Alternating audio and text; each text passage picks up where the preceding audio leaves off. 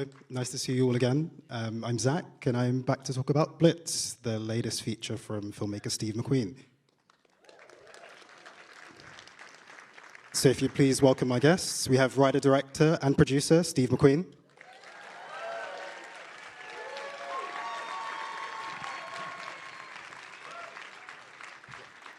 We have actor Saoirse Ronan.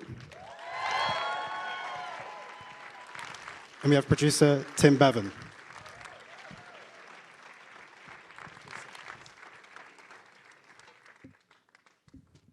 Before we start, we have a clip from the film.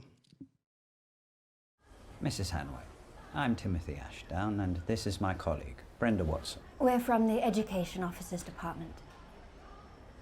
I'm sorry to say it's been brought to our attention that your son, George Hanway, did not arrive at his destination. We found out that about an hour or so into the journey, he absconded.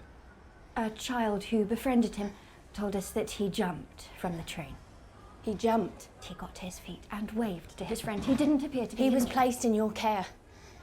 You're responsible for his safety. Now, this must be a shock, Rita, but please contain yourself. No, where is he? Where's my boy? Why can't you tell me where he All is? the relevant authorities have been informed, including the police. You were meant to be looking after him. All the protocols were followed All in the accordance protocols. with the law. Where's my bleeding son? I left him in your care yesterday morning. Here are our details, Mrs. Hanway. If he finds his way home, please let us know. Rita. Rita, now I know you're upset, and that's understandable given the circumstances, but you're in the middle of a shift. I'll be back when I've found my boy. There might not be a job for you here. You can shove your job up your taxi for all I care. Steve, this is your first solo feature writing credit, and I wondered, why did you decide to go solo on this film? COVID. No, it was one of those situations where the focus and the concentration was there. I mean, usually I'm doing 3 or 4 things at the same time.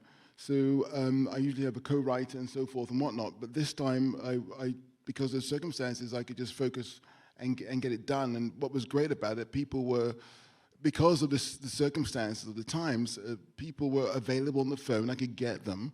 And therefore, the research and everything else was sort of starting then. So I just got into it. And there was a rhythm, and I just continued. So I was just very excited to do that. And at what point in that process did you think this might be something that you could work on with Tim and the guys at Working Title? Well, I think, as far as Working Title is concerned, again, I just, they're obviously a great company, a great production company. They're British, and I think somehow I wanted to sort of be with a British production company because we were shooting in UK and the sensibilities, and that was proven right. I mean, Tim's history with the Second World War with his father, and Eric, everyone has a story about it. So therefore, it was very it felt like a mission to make this picture because we hadn't had a situation where we had a story like this before, delving into war in Britain. And yeah, it was just one of those hand-in-glove situations where I was just grateful.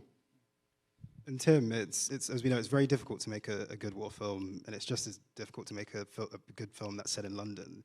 And you've done both of these things before, and I wondered, where do you start building a film like this to make sure that you can sort of deal with the scope of it? You get Steve McQueen to start with, which obviously, because he's a world-renowned director, it means that you can get great resources. And with those great resources, we were able to get fantastic people to work on the picture. Adam Stockhausen is our production designer, Yorick is our cameraman. Adam Sumner actually is our first AD, who was hugely responsible for some of the bigger scenes. And when you have a mise-en-scène like that of people who are absolutely brilliant at what they do, you can build something extraordinary. But the amazing thing about making a wartime film in London is you have to invent every square centimetre of it because none of it exists any longer. And Saoirse, this is a film, this is a performance to me that is so physical. You can sort of see like a stiffness in your character's like shoulders, and the way she walks is so heavy. And it sort of like personifies this like get on with it attitude that people had at the time, and I guess is like a stereotype for British people now.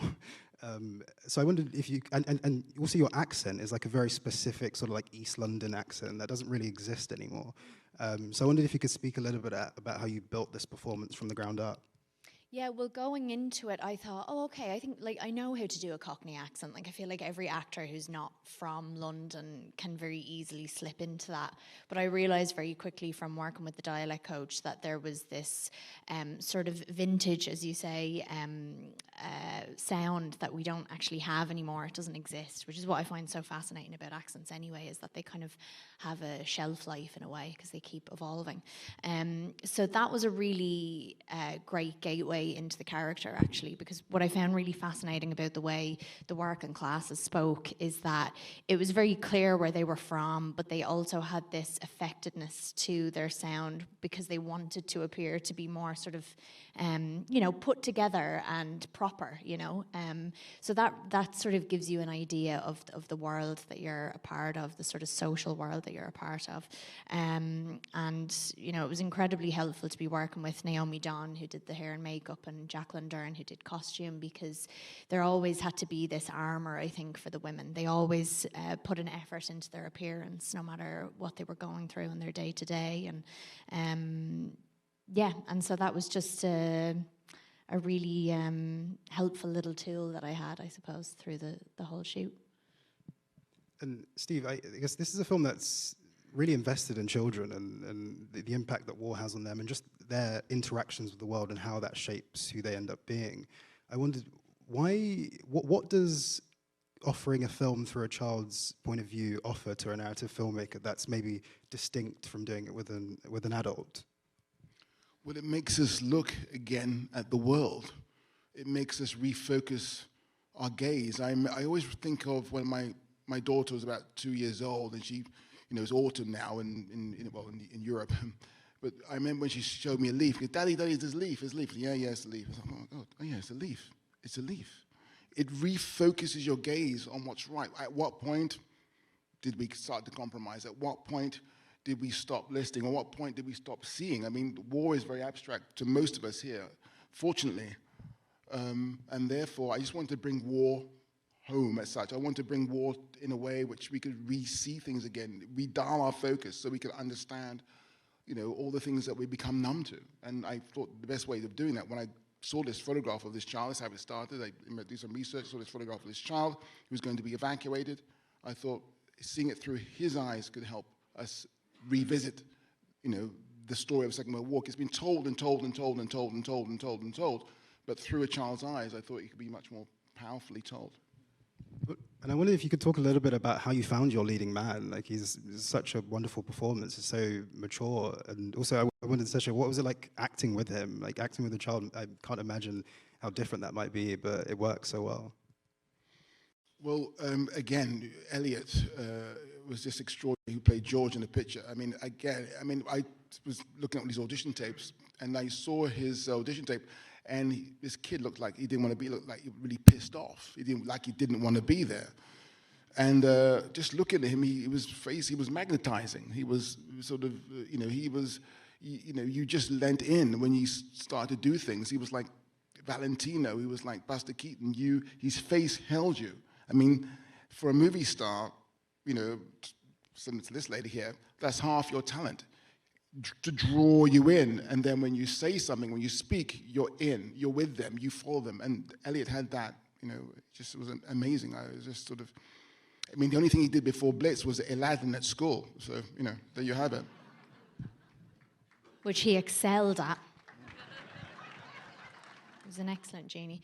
It's not any different working with a child, really. I mean, if they're good, then they're good, and he is. And usually, I actually enjoy working with younger people more because they still have the light in their eyes. As Steve was saying, actually, just a bit, you know, it's true. I think that, like, you know, when you do this for a long time, your relationship with it starts to become deeper but more complex. Whereas to work with someone who's so new and fresh and is seeing it all for the first time, it reminds you of why you got into this in the first place, you know. And everything is incredibly honest. Nothing is inauthentic. Everything that he was giving to me felt so real, so I had to make sure that I always met his level in terms of the performance. So I think he really kept all of us on our toes, actually. And just to add to that, I think what happened with Saoirse and Elliot, I mean, to work with a child who is not pretend, it's real for him.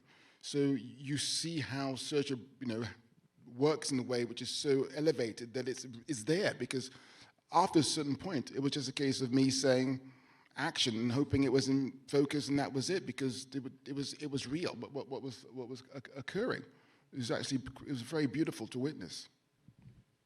And I wonder if you could speak a little bit about your research process for this, because, I mean, there's so much here, and I guess one of maybe the best compliments that you get from this film is perhaps that everybody has been saying, oh, I didn't know that there was black jazz clubs in South London at that time, or there would have been Benjamin Clementine's character. I didn't know there would have been a Nigerian serviceman in London. So I wonder if you could talk a little bit about your research process and where'd you go looking? What were you kind of looking for, I guess? Well, it was again when I started to do the research in the Blitz. It was like it was like finding things out. It was like a sci-fi movie, because all this information, all this stuff I hadn't seen before. I hadn't seen before in movies. I hadn't seen before anywhere. And then you start thinking to yourself, well, why? Because it was shallow mining. There's a large Chinese community in London. There was a fairly large black community. There were 3 black clubs in central London off 7 Dials, where Donmar Theatre was. Mickey Davis, the small gentleman who basically was one of the creators of National Health Service. You start thinking, okay, then people made choices. Women, again, the whole idea of their contribution to the war, which was massive. It was 50% of the war effort. But we're always in the field somewhere in France, seeing who could kill more people on a certain day. So it was amazing to work with Josh Levine, who wrote the book Secret History of the Blitz, is our main historical advisor. The Imperial War Museum, who I worked with when I was in Iraq. There's and other sort of places that you could find things and talk to people. So it's extraordinary. So it's kind of like, to see the images on what you see on the screen.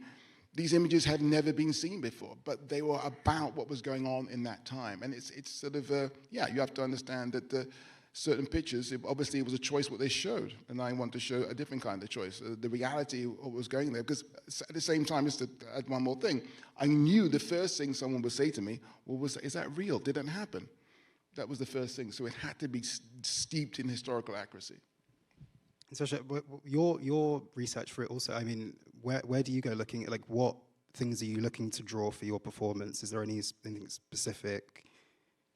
I think, to be honest, I was drawing the most from my own relationship with my mother. That's kind of what we built the character and that dynamic between her and George around, was the conversations that we had initially about our relationships with our mams. And that was the reason why I wanted to get involved, because I wanted to honour that. It's something that has been so formative in my life, and continues to be, and continues to change and evolve. And it very much was like a kind of single parent, one child situation. And I was really interested to explore that.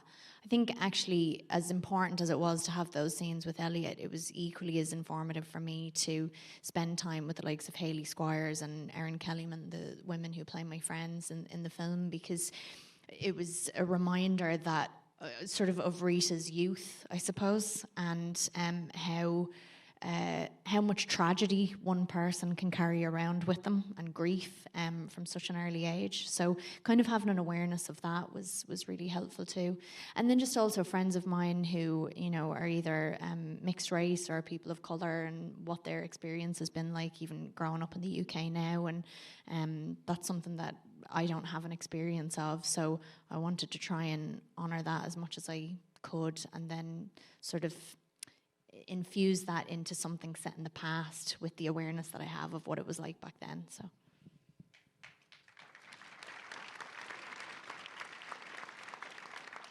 And Steve, at the beginning of the top of the film and right at the end, there's this sequence where we see these flowers in black and white, and it sort of kind of looks like 16mm film, and it's like kind of moving circular.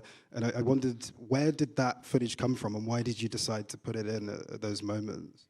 It comes from a Man Ray film from 1927, an experimental film. I think at that time, you know, the new art form, film was sort of, you know, in vogue, and, you know, again, not just filmmakers, but experimental filmmakers was using the footage. And again, a lot of people coming out of the First World War were trying to find answers through abstraction, as far as trying to find an answer to the atrocities of war, really. That's what people were trying to do. And I remember seeing this footage and seeing these daisies come about. Previously, before then, there's this images, the black and white images, and they're basically rock crystals, X-ray visions of rock crystals. So therefore, I thought this could be interesting as the bed of the sea. You see them when the planes come over. But what was so powerful for me about the daisies, it was about the nostalgia of what's possible, what we all dream of, what we all wish for. All our wishes are George's wishes, I imagine, in this audience. We want peace, we want a happy life, we want to live together in harmony. That's what we want. And to revert back to the possibility, it's a nostalgic image, of course, it's a black and white images of daisies, of flowers, but it's still possible. I think if we all here in this room and elsewhere have our hands on the steering wheel, even at this particular moment in time, we could steer the sort of the trajectory of where we're at to a different place. That's all it is. It's a wish. And as long as we understand that it's possible, it might be not likely at this present moment, but as long as we know it's possible, therefore there's a possibility of us continuing to sort of make moves in the right direction. That's all. That's George's wish, and that is it. We're out of time, so please can you thank my wonderful guests?